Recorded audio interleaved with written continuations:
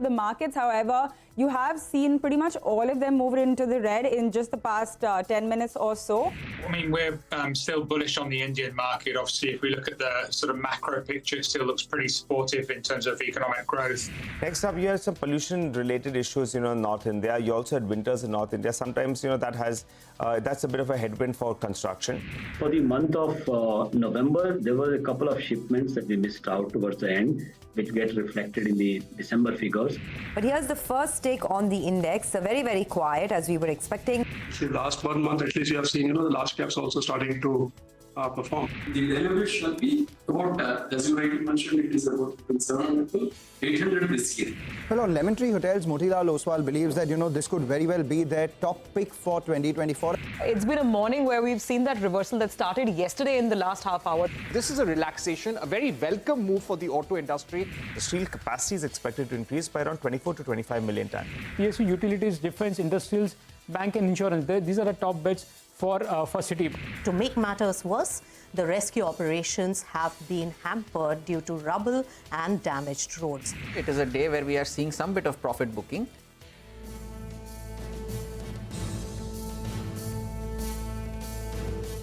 Good afternoon and welcome to Closing Bell. Yes, a day of profit booking, bit of nerves, bit of jitters, but a day where buyers did finally come back in and we are off the lowest levels that we saw in the morning. This is Closing Bell. We have a full house here. I'm Surabhi Upadhyay. With me on the show today is Nigel D'Souza and Sonia Shenoy. Hi guys. Red, but not exactly beaten out.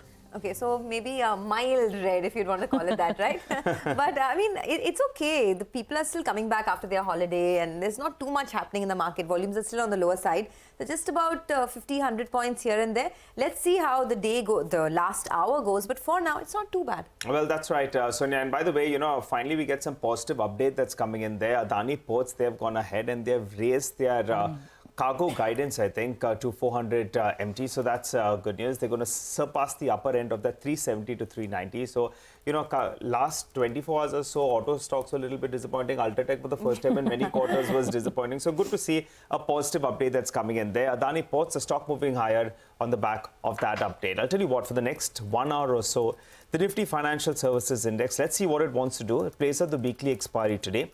So we'll have to keep an eye on that because the Nifty Bank is still down close to around 400 points. Yes, Surabhi mentioned that we have seen a bit of a recovery, but no recovery on the Nifty Financial Services Index, no big recovery on the Nifty banking names as well. And that's going to swing the market. Remember when it went through that period of underperformance, we saw the Nifty as well struggling to move up. So the Nifty needs to get back closer to around the 21,850. We'll need these banks as well as financials to make some kind of a move in the northward direction. No, absolutely. I think this is a market that really reminds you of what was happening for the better part of, second half 23, where the large caps were not able to find much traction and mid caps continue to fly high. Even today, the recovery on the mid cap index is quite heartening because that index was down more than the large cap index at one point, down almost 1%. And from there, we've seen a decent recovery. So I just want to point out some names which are finding traction. Look at a Meghmani Organics. Just some examples of how even beyond that red headline, you're seeing plenty of green on the mid cap screen. So Meghmani would be one. Pharma has been a very strong part of the market right throughout, large cap, mid cap, all caps. So some of the pharma names are up and about on the large caps. I mean, it's been really a day that belongs to Cipla, Dr. Reddy's. If you go down the ladder, then, you've got an Alembic, a Spark. A lot of these names are up and about. And PSUs once again. So the dip came in and the money is gravitating back to the same trade, the trade of 2023, which is PSUs, whether it's PSU banks or a lot of the PSU metal and mining stocks that Nigel tracks. Just some examples. I mean, obviously, NMDC, there's news around it. But even if you go beyond NALCO, BHEL, so this is one pocket where it seems that the market, or at least a section of the market, is convinced that perhaps there are more gains. So a buy on dips on the PSUs today. And it's interesting, just to take that point forward on pharma, right? A lot of pharmaceutical stocks have hit fresh 52-week highs today. So some of the names that you were mentioning, there's Lupin at a fresh 52-week high, Glenmark Pharma is at a fresh 52-week high, Aurobindo Pharma, Cipla, Laurus Labs. The list is pretty long, and these stocks are at the day's highs as well. So clearly, this is one space that has come back into focus. How should you position yourself, though, in this last hour of trade? Mitesh Thakkar is joining in with some closing strategies. Mitesh, the space to be in this afternoon clearly is pharma. So I wanted your thoughts here. Any stocks that you see further traction in, and what are the closing strategies from your end? Yeah, good afternoon.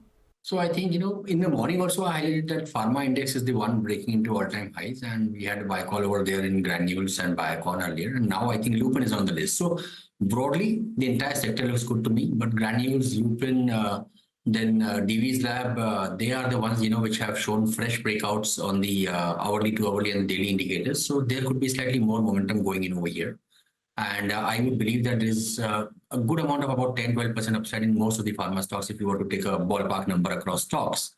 I think that's the kind of trading upside which I think the pharma stock should enjoy in the coming 2 to 3 weeks. So very positive. Pharma remains a buy for me. And as I said, Lupin is one of the stock recommendations. I'll just cover that as well. I would recommend buying Lupin with a stop at about 1364 and a target of around 1460 for the short-term trading can be looked at. And the other stock call is Shipping Corporation of India, another stock making a fresh high. Recommend buying here with a stop at 169 for targets of 185. Okay, all right, got that, Mitesh. Thank you very much for the trades. We'll come back to you in a bit and get some more ideas going as well. Let's talk about some of the stocks. As I said, today is a day where the index is telling you there's a lot of profit taking, but individual stock action, there's plenty out there. Now, Aditya Birla Fashion and Retail is up almost 8% in today's action, and the stock has been surging for the third day in a row. Mangalam is here with some details and, potentially what's causing this excitement. Mangalam? Well, a couple of things that stand out for Aditya Birla Fashion and Retail. The first thing, of course, is that not only is it buzzing today, around 8%, 9% as we speak, it's buzzing on huge volumes. Nearly 6 to 7 times 10-day average is the volume that we're seeing on Aditya Birla Fashion. And this is a stock which was a rank underperformer in 2023, down around 24% in a year where, the mid-cap index was up around 45-odd%. It's underperformed both peers as well as the market. The second quarter results of the company were rather weak, and that was on account of the festive season shifting to the third quarter. There was the Adhik Maas factor in the second quarter too. So now everyone's looking at the third quarter, which is likely to be strong. Why? Because one, you have the festive season. Secondly, you have wedding season, and the company has been scaling up its ethnic wear presence and a lot of the designer acquisitions that the company has done as well. They have debt of close to around 4,350 odd crores on the books. So that is something we have to track as well. The biggest reason, however, why the stock could be moving around now is because there could be some funds coming into the company. Why do I say that? Because in May 2022, GIC had invested 770 crore rupees in the company via a pref issue, and they were given warrants worth nearly 1,425 odd crores, convertible 18 months from May 2022. 18 months from May 2022 brings you to Jan 2024, and the convertible price that time was close to around 288.75 rupees per share, with the stock currently trading at around 243 odd rupees after the underperformance. 289 is the conversion value for these warrants. So let's see whether these funds come at this price or not. But with the third quarter fundamentals looking good, the stock having underperformed, and the likelihood of fund infusion with the debt on their books, all these factors coming together for Aditya Birla Fashion and Retail. All right, thanks a lot for that, Mangalam. Appreciate it. So, AB Fashion and Retail in focus. But let's get going with Prakash Diwan, market expert, joining in now to give us a couple of stocks on his radar. Prakash, thanks for being with us on the show. The stock of the day undoubtedly is Lemon Tree, right? 10% higher. Of course, Motilal Oswal put out that report, but Lemon Tree's own performance has been pretty spectacular. I mean, in the quarter gone by, it reported its highest ever revenues, EBITDA, margin, you name it. Is it late to get into the stock now, or do you think that one can still get in and make some gains here? Good afternoon, Sonia. I'm happy to be on the show. So I think, Lemon Tree sits right in the middle of this action-packed, promising sunrise sector, whatever theme that you want to call it, because given the fact that they've been able to get occupancy rates, the load factors back, beyond the pre-COVID zones, tells you that, things are much more beyond normal. And now it's time for organic growth. So look at what Taj Indian Hotels has done, right? I mean, we saw them raise capital through a rights, issuance at the right time to be able to do a lot of expansion wherever they thought was warranted. They've renovated quite a few of their properties. And what's happening is that the seasonality in the hotel business is getting diminished, Sonia. There was a time when you always relied on a couple of quarters to make up for the slack season dullness. But these days, it doesn't happen. You have business travel, leisure travel, weddings and banquets. I mean, there's so much that's happening throughout the year. And my sense is Lemon Tree, the way they've structured themselves on an asset-light model, the number of keys that they've been able to expand is far more. It's almost 2.5x of the industry, right? So that's the kind of expansion that is working for them. And I would believe that within the space that Indian Hotels doesn't cover, which is the premium luxury segment, Lemon Tree makes up for very good pricing and actually competes with a lot of the foreign brands. So my sense is that you'll probably see this continue for at least the next 2-3 years. So it's not too late to get in. Of course, on a day where there's some sort of a pause in the market, you'll always be more, you can vacillate towards buying more. But my sense is Lemon Tree definitely offers a lot of opportunity at this levels. Okay, all right. Got that, Prakash. By the way, Adani Ports now is flying away, actually. It's up closer on 2.5%. And it's the other group company as well that's part of the Nifty, that's Adani Enterprises as well, was trading in the red just a short while back. That's moved into the green as well. So that's one of the stocks that you should keep your eye out on. And I think two of the heavyweight stocks, if you can pull up a split screen of Reliance Industries and ITC, they're two larger weights on the index. Both of them were trading in the red. Now, in the last 1 hour or so, both of them, have turned things around. And that's a large percentage in weightage terms on the Nifty. Both of them move into the green. Explains why the Nifty, from being down close to around 130, 140 points, now we're down just around 80 points or thereabouts. Yeah, that's the intraday chart out there. Good recovery is what we're seeing on both those two. But the big story actually is in the broader markets. VST Industries, well, that's in focus. 4% equity change hands. Manglam's back with us to give us some details on that. Manglam. Well, it's a large trade that took place on VST Industries. So if you just take a look at the intraday chart of VST Industries, you'll notice that, up until noon time, it was absolutely flat. And thereafter, at around 33.90 rupees, 4% equity of the company changed hands. And immediately after that, there was a big surge in the stock price and all the way up to a 20% upper circuit as well, and hit a fresh 52-week high as well. VST Industries, of course, we know it as a company that manufactures and sells cigarettes under the brands Charms, Charminar and Wazir, etc. But over the last few quarters, if you notice, they've been losing market share to ITC. So just pulling up a comparable chart of volume decline for VST for the last 3 quarters and the kind of volume growth that we've seen in ITC, they've been losing a lot of market share for their larger peers. And as a result of which, the valuations of both VST and Godfrey Phillips and the outperformance of ITC has, led to that valuation gap expanding as well. So ITC, as we speak, trades at around 26 times FY25 earnings, VST Industries at around 15 times, and we have Godfrey, which trades at around 12 times itself. However, post the large trade, it will be important to track who the participants of those large trades are. The company's shareholding, if you look at it, the last reported shareholding, you have Derive Trading, which holds just under 5%. You have Bright Star Investments, which holds just around under 26% stake in the company. Why are these entities important? Because they are entities, investment entities of investor Radhakishan Damani. So today's participants in the large trades would be extremely important alongside any sort of signs of improvement in the fundamentals of the company. Very interesting move there. 20% circuit after that block. Manglam, thanks very much for filling us in on some of the details. Prakash, comment on this. When VST Industries kind of has fallen off the radar because the business performance wasn't that great, as Manglam explained, and they were losing market share, etc. Now, this could be an interesting development. Not sure buyers, sellers, but how would you view it, VST?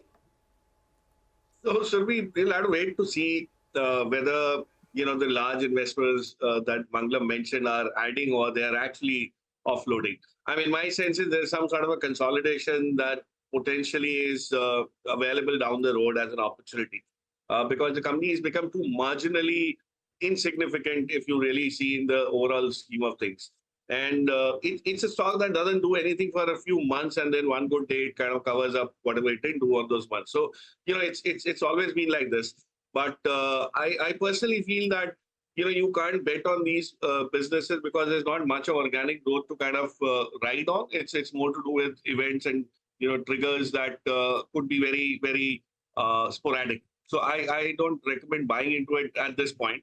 If you had bought it when Mr. Damani added up into his portfolio, it was a different thing.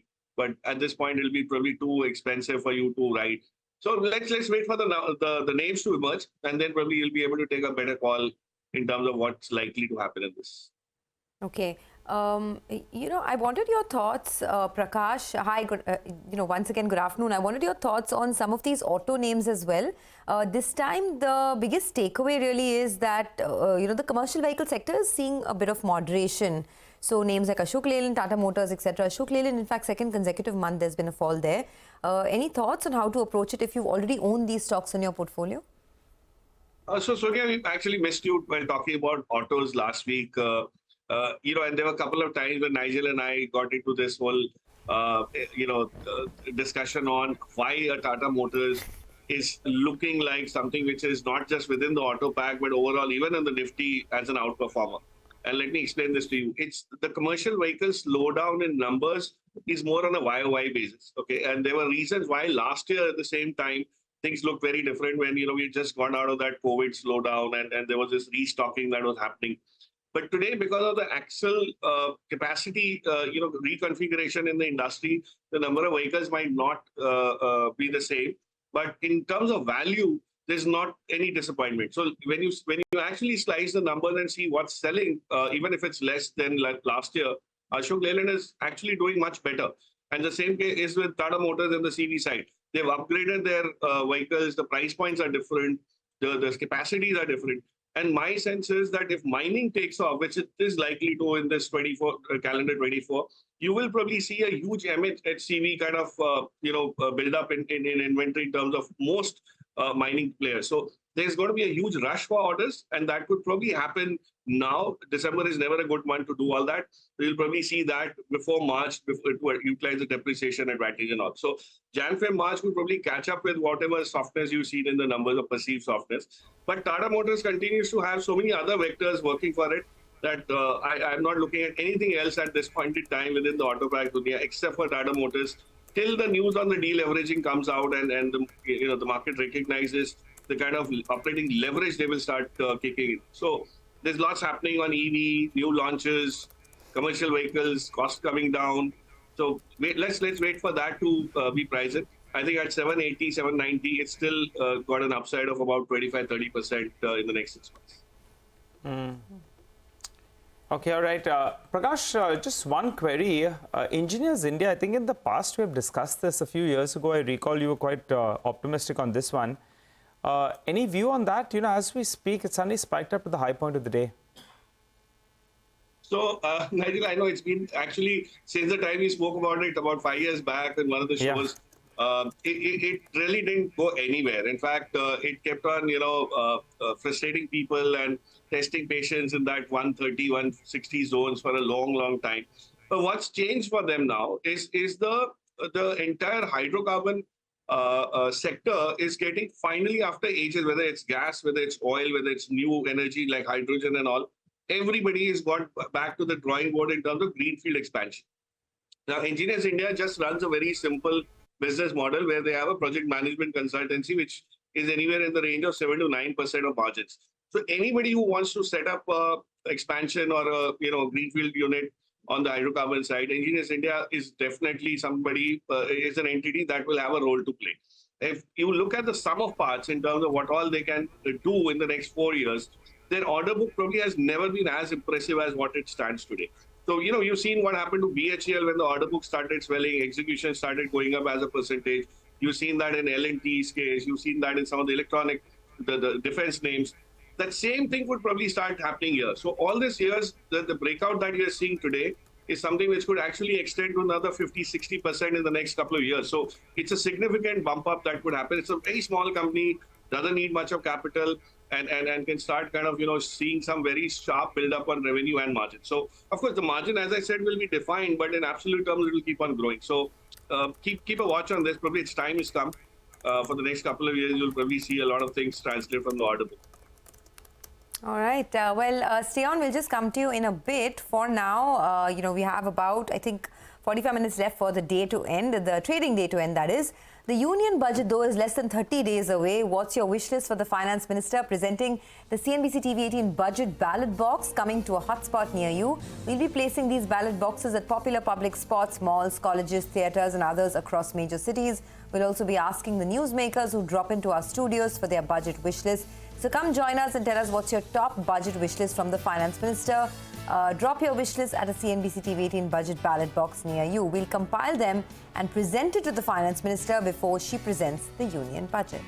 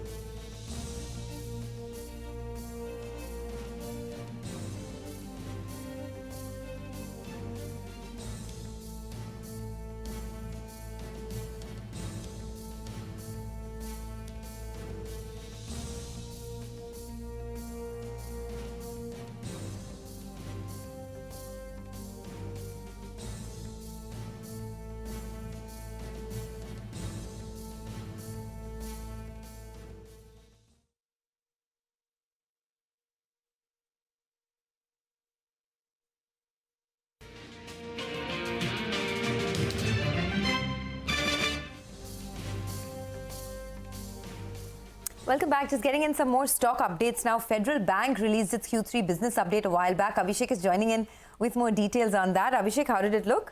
Well, it was on the weaker side. So if you take a look on a sequential basis, that is quarter on quarter, business momentum is one of the lowest in last 6-7 quarters. And CASA ratio or low cost deposit ratio, that's at 15 quarter low. So to start with, deposit growth was at 19% YOY and about 2.9% sequentially. On a YOY basis, this 19% is at 3 quarter low, while sequentially it's at 6 quarter low in terms of the growth rate. Now CASA in absolute value is up 6.5% YOY and about 1.1% sequentially. CASA ratio has come in at 15 quarter low of about 30.6% when compared to 31.2% in the previous quarter and about 34.2% in the same quarter last year. The customer deposit momentum has remained healthy at 18.2% YOY and close to 4% sequentially. The loan growth, however, has come in at 18.4% YOY and 3.3% sequentially. So YOY, the loan growth is at 6 quarter low, while sequentially, that is quarter on quarter, the loan growth is at 7 quarter low. CD ratio or credit to deposit ratio, that has come up at 84.5% when compared to 84.9% in the same quarter last year and about 84.2% in the previous quarter. Back to you. Okay, all right, got that. Thanks, Abhishek. So advances in deposits, that picture at least looks like the momentum is intact. Prakash Diwan is with us. Prakash, we've got a couple of updates from some of the smaller banks. Federal is a larger one. Dhanalakshmi also came out with an update. Your thoughts? Tier 2 banks, would you buy anything afresh now? So I think the numbers that Abhishek shared as part of the update from Fed Bank are going to be a trend of sorts for the entire banking pack in this sector, in this quarter, for the simple reason that you really don't have, this is a quarter where people spend. There's not going to be any incremental savings or current account deposits that would accrue. So, but the lending part will probably accelerate in the Jan, Feb, March quarter. Okay? So that's something where you'll probably see a comeback of sorts in terms of credit growth. For banks that have a very strong franchise where they can manage to get cost of funds, keeping that low and still raise money quickly, they'll probably benefit. From that perspective, some of them have done the QIPs and are probably better positioned. I would look at BOI within the tier 2 banks since you asked. But of course, the top pick continues to be HDFC Bank in the private sector, and Kotak Bank probably should start participating now is my feel. But within tier 2, BOI probably is far more, positioned well in terms of where they sit on the balance sheet strength and the ability to expand the credit book very quickly in this next quarter. All right, Prakash, thanks a lot for that. Have a great day. We'll speak to you again very soon. Well, the update on the market is that we're recovering from the lows of trade. So we're not really seeing any kind of sell-off. It's just ambling with a cut of around 70 points on the Nifty. But the dips, at least in the broader markets, are getting bought. Look at that. Even on the headline index, the dip is getting bought. And now we're sort of, just with a cut of 0.3%. But moving on to an interesting piece, Nimesh is standing by to decode and explain the return of old guards in 2023 and how these conglomerates' market caps have moved. Nimesh, take it away. 2023 witnessed a surprising comeback for the old guards in the capital markets. The CK Birla Group, RPG Enterprises and TVS Motors defied expectations, outpacing the industry titans, the likes of Adani's, Reliance and Birla Group in terms of market cap. CK Birla Group led the charge with a remarkable 72% surge in market cap, closely followed by the likes of RPG Enterprises and the TVS Group. However, in absolute terms, the Tata Group tops the chart once again, adding nearly 6 lakh crores in market cap only in 2023. So let's look at the big contributors among the winners in 2023. The first is the CK Birla Group. In that group, Birlasoft and Orient Cement were the two big contributors. Birlasoft rallied nearly 150% and Orient Cement rallied nearly 100%. So these were the two big contributors in that particular group. Now look at the next group, which is the RPG Group. In that group, the biggest contribution came from Zensar Technologies, RPG Life Science and CEAT. Zensar itself rallied nearly 190% in 2023, followed by RPG Life. That stock rallied 60%, and CEAT also rallied nearly 45%, adding close to 10,000 crores in market cap for that particular group. Now look at the TVS Group. In that group, the bellwether TVS Motors was the biggest contributor. That stock rallied nearly 84% in 23, added nearly 95,000 crores in market cap for that group, followed by Sundaram Finance. That stock rallied 51% and added close to 39,000 crores in market cap for TVS Group. Now look at the RP Sanjeev Goenka Group. In that particular group, The biggest contribution came from First Source. That stock rallied 83%, and a small company, PCBL, that also rallied nearly 97% and added close to 9,600 crores in terms of market cap for that particular group. But as I said earlier, the biggest wealth creation came in Tata Group. In that group, the two big contributors were TCS and Tata Motors. TCS added nearly 1.8 lakh crores in market cap in 2023, but the return was for Tata Motors. A big move in that stock in 2023. That company added nearly 1 lakh crores in market cap for the group in 2023. So as I said, 2023 was a year of return of the old guards in the capital markets. All right. Thanks a lot, Nimesh, for that. Pashupati Advani of Global Foray joins us now to talk more about that. Pashupati, good afternoon. Happy New Year to you. I don't know if you heard my colleague Nimesh talking about, the old guards coming back in a big way. But the entire Tata group is doing exceptionally well. I mean, as we speak today, there are so many Tata stocks that are at fresh 52-week highs, right? From this entire lot, what would you pick up where you expect perhaps some more gains to be seen in 2024? Well, I've been a long-term holder of three Tata stocks. One is Tata Steel, which I've had for forever and ever. Even I remember buying it as a 100 rupee share. So that's a long, long time ago. I've also got Tata Consumer, which I think has been an interesting blend of tea and coffee and water and all sorts of things in that. And then I also have Tata Power. So those three I have, and I'm very comfortable with them. Of course, I did not participate in the big rally of TCS, and now TCS continues to power away. If you look at TCS over years, nobody even dreamt that the IT sector would be where it is, and TCS being the leader. But that is the real breadwinner for the Tata Group. So, I mean, there's no question about that. So, and they're doing well, as you said. They seem to have got their act together, and they seem to have figured out what spaces they want to be in our growing country, and they seem to be plugging in well. All right. Hi, Ms. Advani, and wishing you a very, very, very happy new year, and looking forward to chatting up with you more often in 2024. When you said Tata Steel at 100 rupees, the current stock price is 140, but I'm sure you're talking about pre the corporate action. So for you, it's... No, I'm talking about, Nigel, I'm talking about when it was a 100 rupee share. It's now a 2 rupee share. Right. Okay. The paid up. Oh, all right. So that's a big, big winner for you then, Mr. Advani. Just want to clarify that, because for our viewers looking at the screen, they'll say, well, it's up only 40 bucks from there. But obviously, it's a big, big wealth creator for you. So let's talk about some of the new age themes, though. In the past, numerous times, we have spoken about Paytm. And I think you've been mentioning that at 600, 650, you would be a buyer. The stock went all the way to 950. And then we had this negative news that's come back down. Would you be a buyer now? Yeah, I'm sort of looking at nibbling it again. I think it's probably a good... I think the business model of Paytm is sound. They just have to, they've had a temporary, glitch because the banks have pulled back the lines for small loans, and that's hurt them. So the stock actually went down to 600. I'm sure that a company like Paytm is not going to sit back and say that, because they were literally... You applied for a loan, you got it. There was probably less due diligence than you wanted, and that whole sort of small finance sector is getting quite messy because enforcement of those loans is almost impossible, and the amounts are so small and the courts are so slow that it just doesn't happen. So that's one of the things that makes it attractive.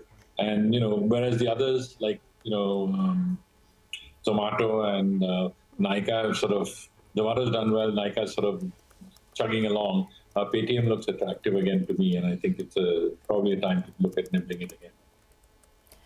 This entire tourism space is picking up in a big way, right? In any case, I mean, hotels are full at the moment, but there are also so many big events coming up. There is the big event in Ayodhya that's lined up later this month. There is, of course, the elections and all of that through the course of May, June, but so many other events happening as well. There's the Vibrant Gujarat Summit that's happening this month too. So given all of that, do you think that there's more scope for some of these names, whether it's Indian Hotels, Lemon Tree, the aviation stocks like Indigo, or do you think that story has played out in its entirety? No, this is definitely still playing out. I mean, as you mentioned, there's a number of things, and Modi ji has made one more comment, which is helping people, which is to he's requested everybody to do their big fat Indian weddings in India, and I think that's also made a big difference because that'll bring a lot of other business back and keep it in the economy. So rather than doing a destination wedding in Dubai or in Bangkok, they will now be looking at doing it in India. the question, there are two questions. One is, whether our infrastructure is going to be able to handle all these weddings. I don't know. And the second thing is whether the powers that be are going to let weddings sort of do what they have to do and people show off what they want to show off. Because I think that's the biggest reason why people were taking their weddings offshore. And if they start, sending income tax notices to people who have weddings here, it'll be a different challenge. So, but again, it is a good fundamental way of bringing things back and keeping money in the country, which is very important at this point in time, because we've got a rupee that has gone now to 83.30 and looks like it's getting weaker and weaker. But what do I know? Hi, Pashupati. Good afternoon and season's greetings. Hi, Surabhi.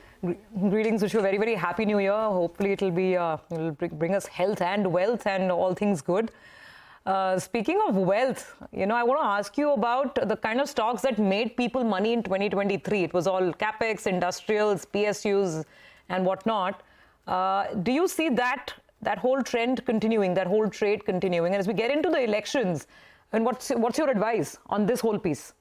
So I think that, the government is leading from the front in terms of infrastructure spending. So anything to do with infra, they're handing out contracts. They're trying to get a lot of things done before May so that everything looks good. So anyone who's completing roads, who's completing, obviously the top of the pack are people like L&T. The bottom of the pack are, people like, not the bottom of the pack, the guys who are running along would be things like, IRB and JK Infra and things like that. So, those guys are all continuing to have more work than they know what to do with.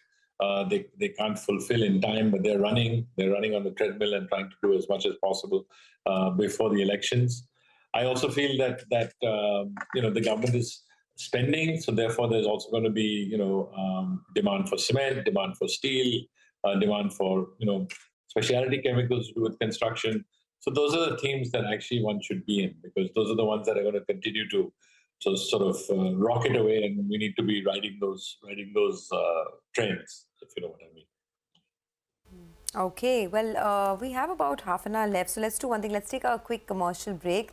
For now, the market is not doing too much. To be honest, it's down, but not out, down about 60 odd points. When we come back from the break, we'll get you a check on what the dealing rooms are saying in our segment, D Street Chatter, and we'll get you some buy today, sell tomorrow calls from our technical experts. Stay tuned.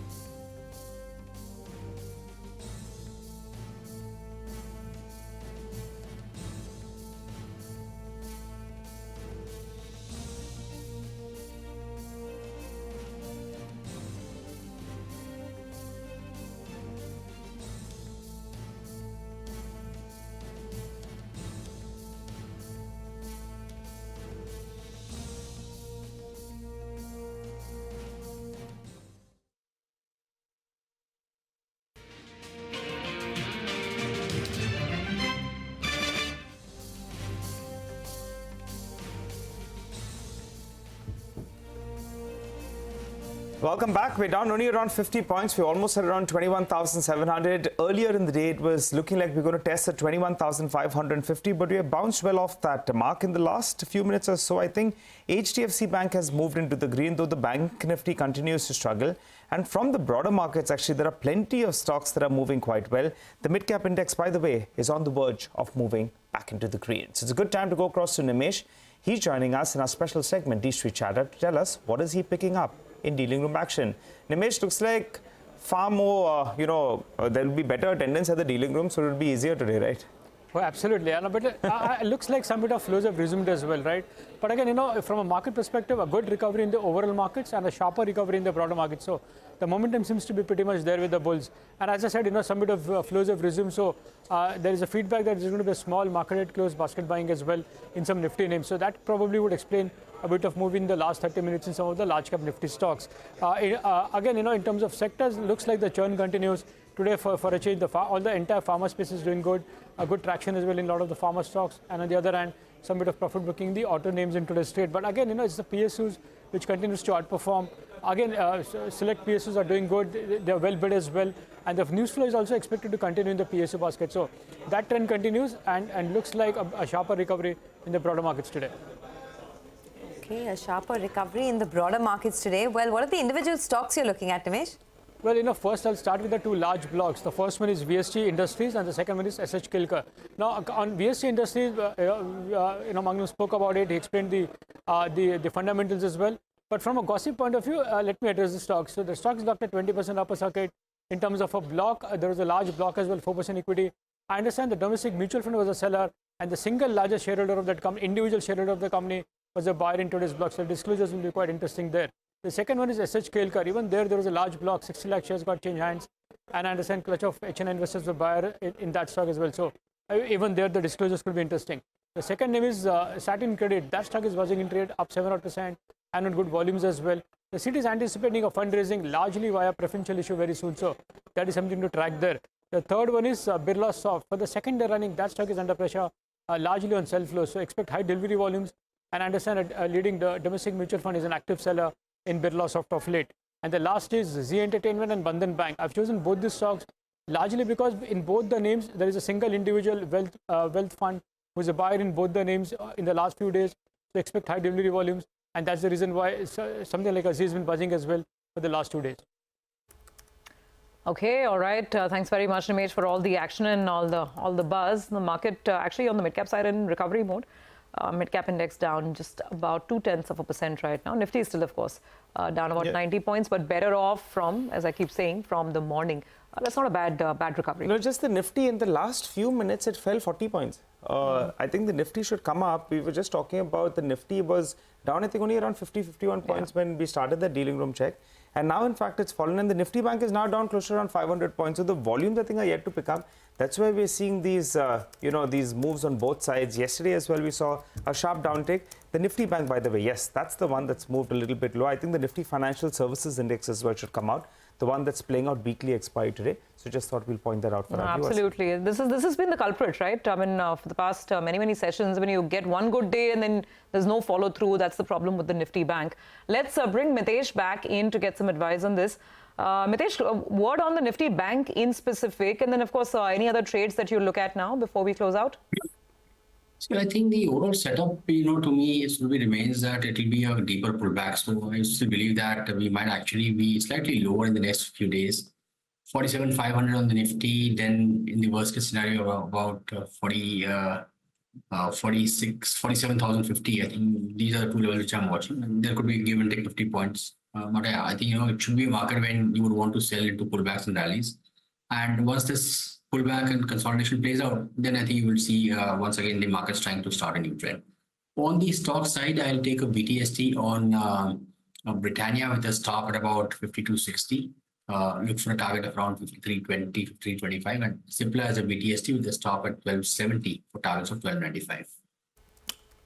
Okay, all right, Mitesh, thanks a lot for that. Mitesh, if you could just stay on, I wanted your view on how the charts are shaping up with two stocks. One is JTL, as well as the other one is APL Apollo Tubes, which has been a big outperformer. If you look at it today, Both the two stocks are moving in opposite directions. APL Apollo Tubes is a little bit lower in today's trading session, while JTL is higher. Both of them came out with their quarterly update. Now, APL Apollo Tubes in the last few months, actually, it's already corrected closer to around 15% from the recent peak. And you'll see there's been a stark underperformance out there between both of them, closer to around 15%. If you just compare APL with JTL Industries. What happened overnight? Well, we got the quarterly update. For APL Apollo Tubes, well, the numbers are a little bit disappointing. There's a sequential decline. They say that, in fact, there was some destocking that, in fact, has hurt them because of the price volatility out there. So on a sequential basis, there's a decline. On a year-on-year basis, the number is flattish. JTL, on the flip side, on a far smaller base and a far smaller size, well, those numbers look very, very good, both on a sequential basis as well as on a year-on-year basis. But the VAP, the value-added product contribution, for APL Apollo Tubes is much higher. They are headed from around that 50%, 55, 56% to around 59%. JTL on the flip side, well, it's much lower. And they said that they had a maintenance shutdown, and that's what's impacted them. But going ahead, JTL is saying that the VAP will move to around 40%. So let's see how they go about that. On a valuation front, JTL has some valuation comfort. Earlier, it was at around 16, 17 times, but post this recent run-up, now the stock trades at around 22 times. It's still a big discount in comparison to APL Apollo Tubes. What are the big triggers for both the stocks from here on? For APL Apollo Tubes, well, the numbers were quite disappointing, but their Raipur unit, that one is ramping up. So we'll have to see how this ramps up. They're also, setting up that unit in Dubai. So sales from there as well will help improve the numbers going ahead. And they remain reasonably optimistic that demand will return. So that's on APL Apollo Tubes. On JTL, the promoter entity has already gone ahead and they've said they're going to infuse money at 270 rupees. That's a sharp premium in comparison to the current price. But the QIP participation will be very, very important. They have announced 500 crores of QIP participation. So let's see how things go. For today at least, JTL is outperforming APL Apollo Tubes because of the valuation comfort and because the quarterly update as well looked quite good. So just thought we put that out for our viewers. Mitesh, did you have a look at the chart on both these two? APL Apollo Tubes, big outperformer, stock down 15% from the peak. And if anything on JTL? So JTL, I think, still looks good to me from a trading point of view. Now, if you look at the historical chart, it had a high of around 250, 251, which was on the 16th of October, and then a high of around 252 on the 19th of December. Today, we had a high of 253. Now, we need a closing over this 252, 253 mark. So let's keep 255 as the benchmark. Once we see a breakout beyond that, good chance that the stock is heading towards 280 plus levels, and it should be a good momentum play about 255 to 56. While APL Apollo, if you look at it, it's been corrective as you were rightly highlighting. It's also broken some swing support levels, and while it's now will be oversold once the stock trades around levels of 1400 or thereabouts. I think we'll look at it if we get a reversal pattern around this 1400, 1420 levels. If there's some consolidation and base building, then we'll look at it. Otherwise, as of now, I think JTL is the one which is the preferred bet. Okay. The other stock that I wanted to ask you about, actually, is a couple of stocks are, some of these metal names. So whether it's NALCO, NMDC, they're all still seeing gains of anywhere between 2 to about 3% From this entire basket, is there more upside in any of these names? NALCO, in fact, is now at the highest point of trade. So any thoughts here, Mitesh? Disclaimer, Sonia, NALCO is a holding for me in my portfolio, as well as, it's a recommendation to a client. So there's vested interest. I think there are a few things which I want to highlight over here. One, the stock is at all-time highs, has broken above the earlier monthly highs of 111, 115 levels. I think that was a critical zone. Going beyond that, I had covered this stock in charting technicals as well. I had given a target of around 150, 155 from a short-term investment kind of a perspective. That I think the stock should do in the next few weeks. But more importantly, aluminum charts, if you look at the international aluminum spot prices chart, I think there, there's a big breakout which is happening, which could see the aluminum prices go up by about 25-30%. So I'm not a fundamental analyst, so difficult to come out on targets with that. But if you factor that in, I presume that the stock could be heading towards 190, 200 kind of a zone, and therefore remains a very strong buy for me. Disclaimer, as I said earlier, I have this as a part of my portfolio, so there is vested interest. All right, we'll do one thing. Let's take a quick break on that note. On the other side of the break, lots more coming up. But in the meantime, we had a chat with Sanjeev Prasad of Kotak Securities. Listen in to what he had to say. The market setup is reasonably positive. The problem is valuations are, fairly rich and discounting a lot of this positives and possibly more. So yeah, so as I said, it's a tussle between value on the one side, which is simply not there in the market, and sentiment, which is very, very positive. Well, we have been saying it for the last 3 months or so that, the mid-cap thing is probably overdone, and looks like, there's a lot of froth in many of the mid-cap names. Even if the multiples don't work from where we are, as we know, the rating in the multiples, then we can still make, mid-teens returns as far as the banking space is concerned, which is not too bad. In the context of the fact that most of the sectors, I can only see downside, to be honest with you, assuming fundamentals reassert themselves. But most of the industrial names have run up a lot. No real value over there. The problem seems to be a lot of good news is already discounted, and every incremental news the market wants to increase the market cap. It's a bit strange, right? There's a big disconnect between incremental positive news, and I'm the first to admit that news flow is going to be positive.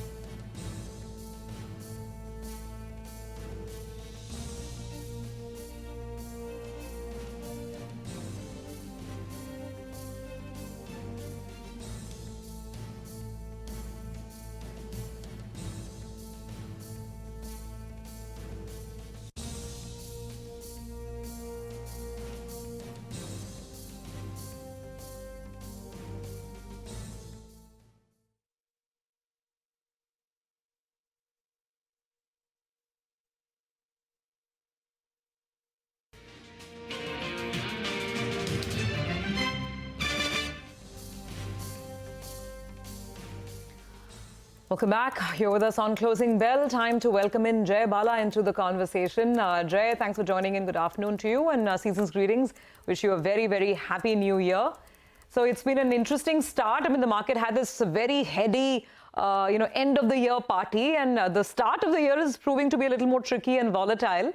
Let's start with your take on the two main indices, the Nifty and then the market's problem child, the Nifty Bank. What do you make of the setup right now?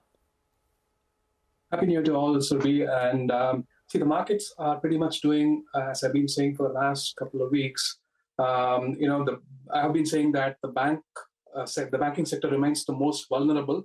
And if you see today's price action, while the banking index is down 1%, the Nifty isn't that bad. It's doing just about 1/3 of a percentage down. So, the banking index is the one that's probably going to take the markets down and lower.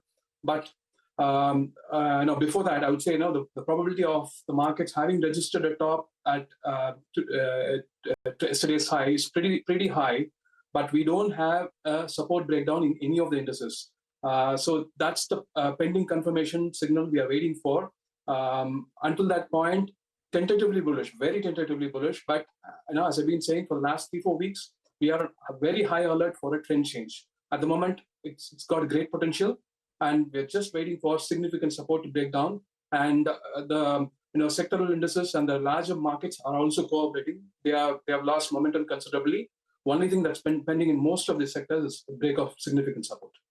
Interesting. Hi, Jay. Wishing you a good 2024 as well, and sounding a little bit cautious on the first time you're joining us in 2024, but that's the way you're seeing it. I wanted your view on two fronts. One is on the dollar index. The dollar index had cooled off. It went all the way to, I think, 105, and then it cooled off to around 101, and that's what helped equity markets move up. So what's the trajectory? What are the levels you're looking at on the dollar index, point number one? And the rare outperformer last year was the Bitcoin. How do you see that moving? Yeah, thanks, Nigel. Very important question. Macros are going to be very, very significant from this point going forward. Dollar index in particular and US 10-year yields both have very similar setup. And the dollar index, if it were to cross 104.26 over the coming weeks, it's not going to happen over the next couple of days, but it's something that you need to watch for the next few weeks. As long as 104.26 is not crossed, the bulls are a little bit safe. But if 104.26 is crossed, we're going to have a big surprise for the markets. And the setup for the US 10-year yields is pretty more important. And people have started factoring in rate cuts and things like that. I think, as I said last week, January is probably going to be a surprise for most of the market players, including the Federal Reserve. We're going to probably see a reversal. The potential for reversal in US 10-year yields is pretty high. We probably have one final lower low to be registered somewhere close to 360 bips for the US 10-year yields. Once that happens, the dollar index and the US 10-year bonds are very likely to rally, and the setup is shaping up pretty significantly. And when it comes to Bitcoin, I've been saying it's a measure of risk on in the market. It's breaking out today from a short-term pullback, and the push towards 50,000 is on. May not be an exact number, just a ballpark figure. But once that is done, I think the crypto is likely to pull back much lower and correct the move from 15,000 to somewhere close to 50,000. That move is going to get corrected significantly. Okay, all right. Well, we have just about less than 10 minutes to go before the day comes to an end. Jay, thanks a lot for being with us. What are your thoughts also on individual sectors? I mean, where do you see the major performances come through from now in 2024? And which are the pockets where you think could take sort of a backseat this time around? Hi, Sonia. Good to speak to you after a long time. Your sector, Nifty Auto, is the most important sector for the markets. And, if the auto sector were to break below 17,300, I think that's going to be pretty significant impact for the overall direction of the Indian markets. And the outperforming sector right now for me is still the Nifty Pharma Index. I've been saying since August and all through August to October that 14,900 to 14,500 was my buying area for the Pharma Index. And that's worked out pretty well. And it's slightly exceeding my price objective of 17,100. And, just now, Divi's and Dr. Reddy's is starting to look very favorable at this point of time. So if this momentum were to continue, I think Nifty Pharma is going to, reach somewhere close to 18,300. But, be very cautious. We are right now at the objective. Right now, the momentum is not dying. It looks like it's going to push further.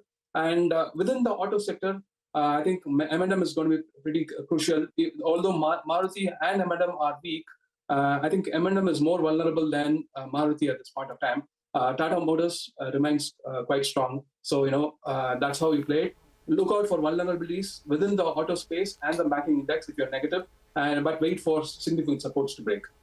No, so when you say vulnerabilities, what do you mean in the banking sector? I mean, what do you do? Do you buy the dips in individual stocks? Do you stay a bit cautious here? Because I know your overall tone is cautious, but generally in the last 12 months, buying the dips has always worked as a great strategy. That's right, Sonia. Actually, in May of 2023, this year, I had presented a chart pointing to the very long-term picture of the banking index. And the highs that we have seen just now in December and January is a very significant high from a long-term perspective. Even if you draw an internal trend line from the 2008 highs, it's that kind of a 13-year, 15-year trend line that we are talking about. The markets are hitting that level, and it's very close to a reversal. If the significant support for the banking index, 46,920, 46,800 were to break, that's going to have a deep correction, which will correct at least the move from the COVID lows. But we are still waiting for a little bit of price action to confirm this anticipated price action. So waiting for reversal to take shape. Once that is done, we'll avoid all longs. We'll go for cash, and rather than buying the dips, we'll go to somewhere close to 75% to 100% cash. Just very quickly, I mean, two pockets. One is metals. I don't know if you're seeing something on the charts, because I mean the stocks here in India have been doing very well right through December, and there's some buying evident today as well. And just as a sidelight, I mean Bitcoin, it's getting so excited, hoping that the SEC recognizes it. I mean, beyond the obvious equity trades, anything else interesting out there that you're seeing? Yeah, see, the markets are a discounting mechanism. It's anticipating the ETF approval to come through. So once the news were to come through, it's probably going to be sell-on news. Just like how the markets went up for Bitcoin listing on the CME exchange. We had a significant top just as the Bitcoin got listed in futures in the CME market. So it could be something similar to it. The markets have rallied from 18,000 to about close to 50,000 now.